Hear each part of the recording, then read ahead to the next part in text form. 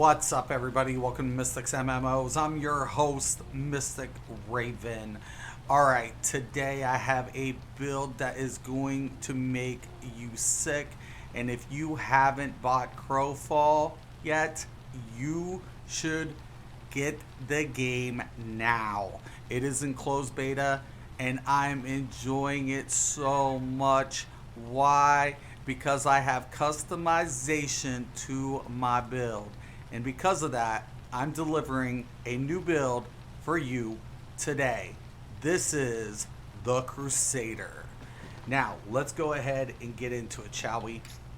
Okay, this is a Stoneborn Knight build. I really enjoyed building this. Better than most games I have ever played. Why? Because of the player crafting, of course. Now, I am on test, but I knew exactly where I was going to go with it. And the options to be able to craft the gear the way I wanted to just made it that much better. So, let's go ahead and get into it. So, I don't have the gear at max level, but I'm definitely really comfortable with the build and presenting it to you. Now, all of this is subject to change due to the fact that it is in beta, but I'm pretty confident that majority of this will stay the same up until launch, and if there are any changes, I will update this build. Going forward, we have our strength at 111.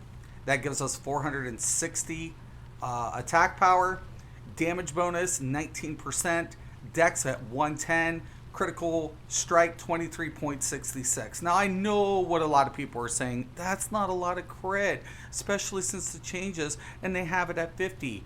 Don't worry, Mistick isn't going to let you down, I promise.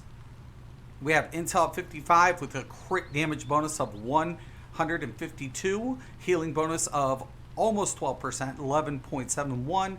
Spirits at 19. I didn't want to overload it, spirit, given the fact that I'm dealing damage. Support powers at 146, stamina at 125, and con at 65 with 8,557. With our resistance, we have slashing at 28, crushing at 29, piercing at 28, fire at 24, ice at 23, electric 23, nature 25, poison 25, disease 25, bleeding's at 3.25. You can't bring that up with the crafting, but you know, I felt comfortable where it was. Okay, let's go into the talent tree to let you guys know how I have this laid out. Okay. Okay, so we have board and board.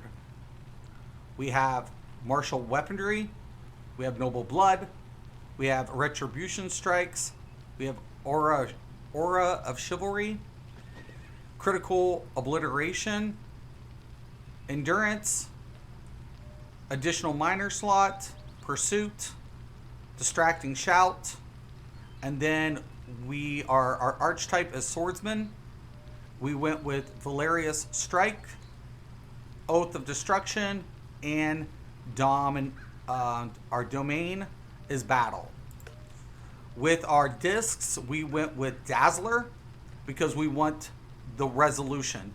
Dazzling Blades is great, but resolution's where it's at. Why? Gain damage when enemies are near, and guess what? We want the enemies near. Plus, this also gives us plus 2% towards slashing and slashing bonus of 2%. Our next one is Scrapper, critical damage and health of 500. The biggest ability that is available here is in the fray. Increase your attack power and grants lifesteal. So when we deal damage, we're able to heal ourselves. And for a knight, that is important because knights don't have a lot of self-healing abilities.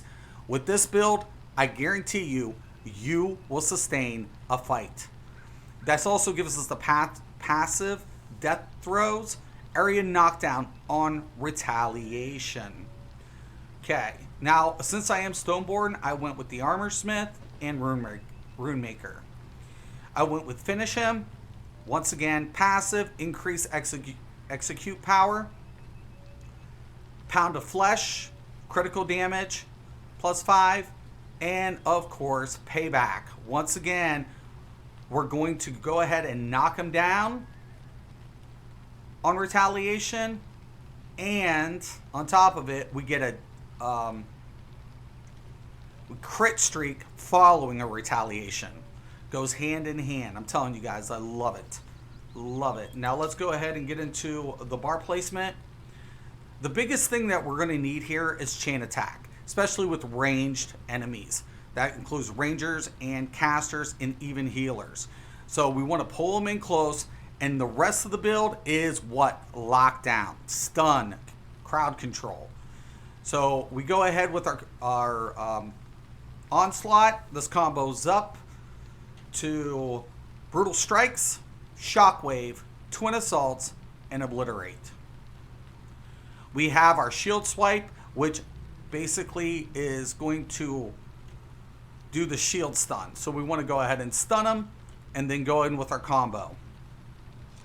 Noble Blood, once we hit it twice, we'll get Oath of Will. Now this is the biggest one here because this is our self-heal and it's our buff due to our passive in our talent tree of Swordsman, where we get a 25% critical for activation. So let me go ahead and do that. Now when we go in, our crit's at 4866. I promised, I told you I wouldn't let you down. Okay. Now also we have In the Fray, which is our lifesteal. So I wouldn't recommend stacking these effects, but these are our two healing abilities. We have Distracting Shout, which is an AoE stun. We have, of course, the Dazzling Blades AoE effect. Pursuit, whether we're running towards or away from a scenario, comes in handy. And then, of course, we have Aura of Chivalry. Imbues group members and you with chivalrous spirit, increasing their movement speed in combat by 5%, movement speed mounted by 5%, stamina regen out of combat by 5%, and stamina regen in combat by 5%. And that is very important, especially for those long-durated fights. And then, of course, we have our finisher, Valerius Strikes, which does the Valiant Blow, strikes the enemy for 526 damage, deals increased damage to target below 35%, and Rejuvenating Strikes strikes the enemy for 526 damage and grants you 20 lifesteal. So once again, all of this is about what? Sustain. We went with the dodge roll instead of the shield block for that. And of course, we have our ultimate Whirling Leap. Our passives. We have Polish Expert. Reduces the cost of polish. That is our crafting. Death Throes knocks down enemies. We've covered that. Pound of Flesh. Resolution. Coagulation has a chance to instantly remove all bleed effects on you whenever a bleed effect is applied to you. That's why I didn't go with a lot of bleed resistance into the build. Endurance heals the knight for 750 health when applying stun or knockback.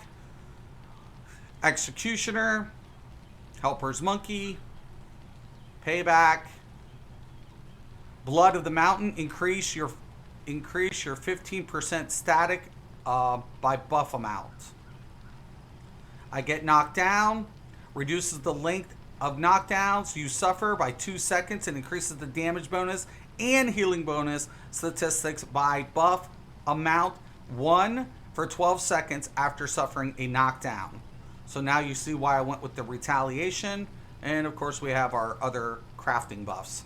As far as the gear, this is how we went. So we're in mail.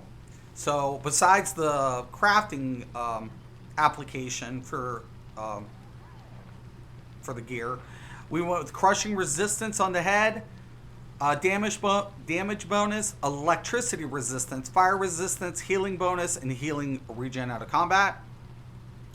We went with critical healing amount, damage bonus, healing amount, and of course healing out of combat. With the boots, we went with crushing resistance, damage bonus, fire resistance, healing bonus, and of course healing out of combat. We went with the gloves, crushing resistance, damage bonus, fire resistance, healing bonus, health regen. For the weapon, we went with attack power, critical damage, critical healing amount, critical healing chance, critical strike, support power. Very important that we put support power there. Why? Because we didn't allocate any points to it. And then, of course, with the shield, we went with attack power, critical damage, critical healing, critical strike, stamina, a little bit, and, of course, support power again. With the jewelry, this is far from perfect, but spirit, healing bonus, power, damage, melee. This should have been gold, but oh well. We went with strength, healing bonus, power damage bonus. And of course, for our neck, we went with strength, attack power, basic attack damage. And there you guys have it. This build is phenomenal. I'll go ahead and put a little highlights with some NPCs, but keep in mind, I am on test, but I'm loving this build. It turned out exactly the way I wanted it to. And if you're a knight and you're asking yourself, how do I survive these encounters? Well, today, you just met your build. This is the Crusader. I am Mr. Craven. This is Mistick's MMOs. As always, thank you, and have a nice day.